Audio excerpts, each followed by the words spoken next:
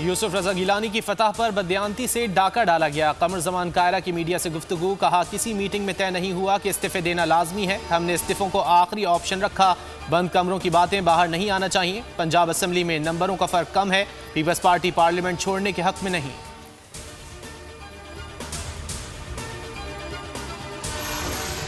पाकिस्तान की FATF की grey list में शामिल रहने की एक वजह मनी लॉन्ड्रिंग है और पापड़ वाले के नाम पर लेन देन है। उम्मीद है हमजा शहबाज से मुलाकात में अमरीकी कौंसलर जनरल ने उस पर रोशनी डाली होगी।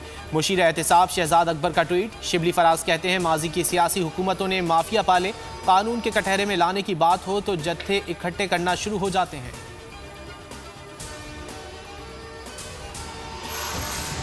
तहरीक इंसाफ ने पंजाब में गवर्नेंस को तबाह कर दिया। क्या PTI के जरिए पंजाब से इंतकाम लिया जा रहा है? एहसन इकबाल का ट्वीट। कहा शहबाज शरीफ के दौर में पंजाब की सूरत हाल बेहतरीन थी।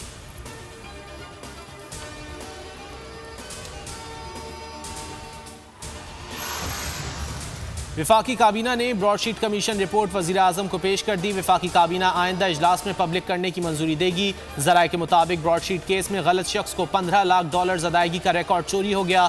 गलत शख्स को रकम की अदायगी रियासत से धोखा करार। कमीशन की आसिफ जरदारी के खिलाफ सुइस मुकदमात का सरबमोहर रिकॉर्ड खोलने की सिफारिश।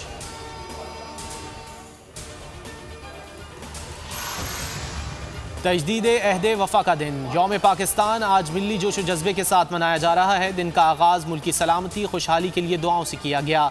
तोपों की सलामी दी गई। मज़ार कायद पर गवर्नर और वज़ीर आला सिंध तीनों मुसल्लह अफ़वाज के नुमाइंदों ने हाज़री दी। मज़ार इकबाल पर गार्ड्स की तब्दीली की पुरवकार तकरीब। इस्लामाबाद, गुजरात, चमन, मुजफ्फराबाद समेत मुख्तलिफ शहरों में परचम कुशाई की तकरीब और शानदार परेड्स।